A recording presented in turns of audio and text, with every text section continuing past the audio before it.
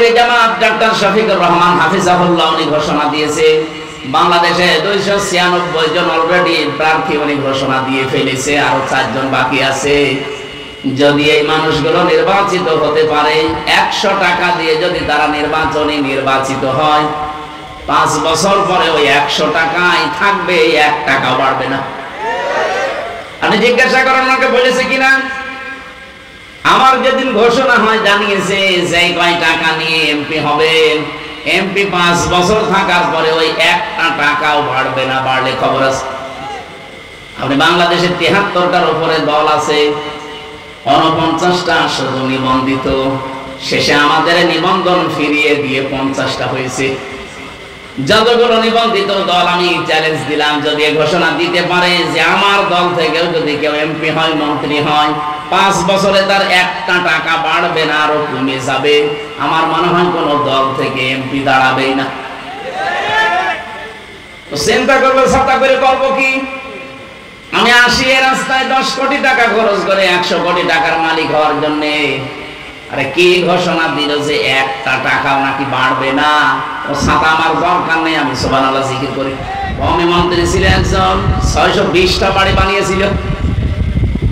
কয়েকদিন আগে আমি মালয়েশিয়া গিয়েছিলাম, যে হোটেলে উঠলাম, নিচে নেমে দেখি শয়তান বসে আছে। আমারে দেখে বলছে, হুজুর আমি আগেই বানিয়েছি। আপনি পালালেন কেন? আপনার না শুনেছি 620টা বাড়ি আছে, কিন্তু আমি থাকতে পারি না। মালয়েশিয়াতে আমার সাহেব পাড়ায় ঘর আছে, বাড়ি আছে, কিন্তু তালা লাগানো। আমি যাবো কি করে? কারণ এই দেশে 30 লাখ বাঙালি আছে। যদি আমার ভাই ভর্তা বানিয়ে থাকবে, এই জন্য আমি চুরি করে আছি। এই হোটেলে থাকি, আমি নামিও না, মাঝে মাঝে নামি আবার চলে যাই ঘরে। আমি মনে হয় যে জেলখানায় আছি। আমারে বলছে কাউকে কিছু বলবেন না, শুধু দোয়া করবেন। তা আপনার জন্য আমার দোয়া আসবে।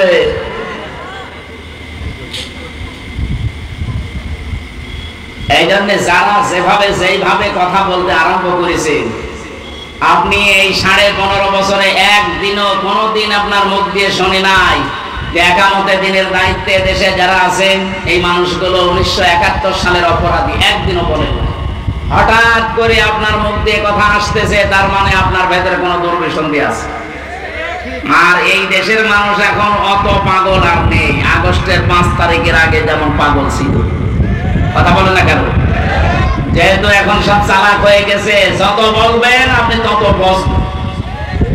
এই দেশে যেই কয়জনই বললো দেখেন, তাদের মানুষ এখন কুকুরের চাইতেও বেশি ঘৃণা করে।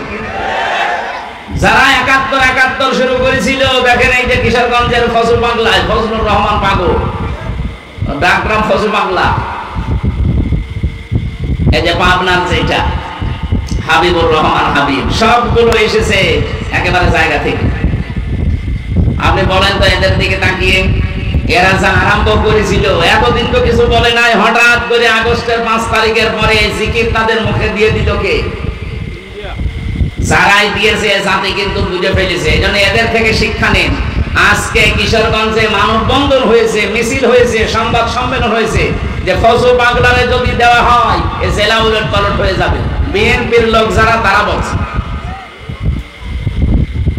পাবনাতে হাবিবুর রহমান হাবিবের নামে সংবাদ সম্মেলন করেছে আর এক দল, যে ওরে যদি দেওয়া হয়, ও এসেছে ছাত্রলীগ থেকে, ওরে দিলে আমাদের এই জেলা উলট পালট করে ফেলবে।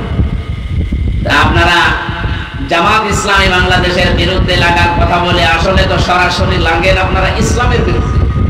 এই জাতি এখন আমার মনে হয় পাগল, যদি একটু ভালো হয়ে যায় সবই বুঝে ফেলে। এই জন্য এরকম পাগলামি যেন আর কেউ না করে। এই এলাকায় যদি এরকম পাগল থাকে, সিরাজগঞ্জে না রেখে পাবনায় পাঠিয়ে দেবে। এই কথা বলেন না কেন? পাগল বাইরে থাকলে সমস্যা। রব্বুল আলামিন বলেন, আমি যেখানে থেকে তেলাওয়াত করেছিলাম এই জায়গা থেকে, ফালাকতাহা মালা আকাবাতা ওমা আদরাকা মালা আকাবা। হে নবী, তারা গিরিপথ পাড়ি দিতে রাজি না। এদেশে অনেকেই শর্টকাটে সোজা জান্নাতে যেতে চায়। শর্টকাটে সোজা জান্নাতে যাওয়ার কোনো রাস্তা আল্লাহ কোরআনে দেয়নি। আল্লাহ আকাবাটা দিলেন। তারা গিরিপথ, দুর্গম পথ, এই কঠিন পথ পাড়ি দিতে এরা রাজি না, অথচ এই গিরিপথ পাড়ি দিয়ে আমি আল্লাহ জান্নাত রেখে দিয়েছি। বলেন সুবহানাল্লাহ। আমি রিটায়ার করবার 1 মাস পরে অথচ আজ 15 বছর 14 বছর আমি জেলে আছি। 2013 সালে হেফাজতের কর্মীদের সামলা চত্বরে যে নির্মম হত্যাকাণ্ড, 2014 সালে একক নির্বাচন, 2018 সালে কোটা আন্দোলনকারীদের নির্মম নির্যাতন, 2018 সালে নিরাপদ সড়ক আন্দোলনকারীদের নির্মম নির্যাতন, 2018 সালের নির্বাচনী গায়েবী ভোট, বিরোধী দলীয় নেতা কর্মীকে গুম, খুন, হত্যা এবং আয়নাঘর, 11 লক্ষ কোটি টাকা বিদেশে পাচার, তার ভেতরে একদল বেশি 36,000 কোটি টাকা,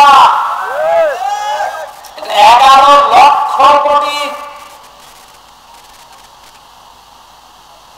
দলীয় প্রয়োজনে পুলিশকে ব্যবহার, বাক স্বাধীনতা কেড়ে নেওয়া, সর্বশেষ 2024 সালে কোটা আন্দোলনের নামে গণহত্যা। এর একটা অস্বীকার করতে পারবেন? আমি দেয়নি, বিবিসি দিয়েছে জরিপটা।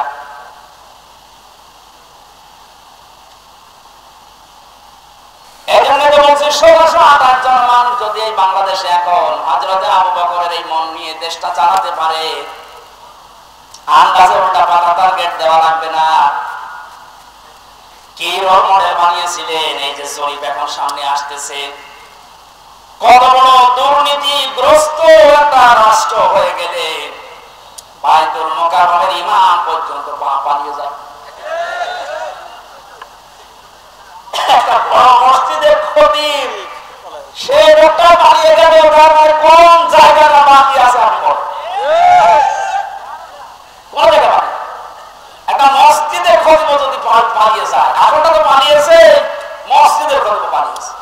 তারা তাম দুনিয়া দেখেছে যে আপনি কোন পর্যায়ে দুর্নীতিকে নিয়ে গিয়েছিলেন, আর রোল মডেল বানিয়েছেন বাংলাদেশ। রোল মডেল হবে হযরতে আবু বকরের চিন্তা নিয়ে আসে যে আমার 8,000 10,000 টাকা হলে মাস চলে যায়, অর্থমন্ত্রী আগামী মাস থেকে তুমি 2,000 কম দিও।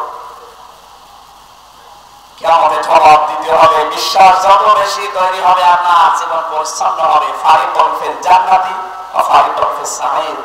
একদল মানুষকে আল্লাহ জান্নাতে প্রবেশ করাবে, একদল মানুষকে জাহান্নামে দেবে। সুতরাং যাদেরকে জান্নাতে দেওয়ার ঘোষণা দিচ্ছেন, আল্লাহ যেন এই দলে শামিল হওয়ার তৌফিক দেন। আমিন, আল্লাহুম্মা আমিন।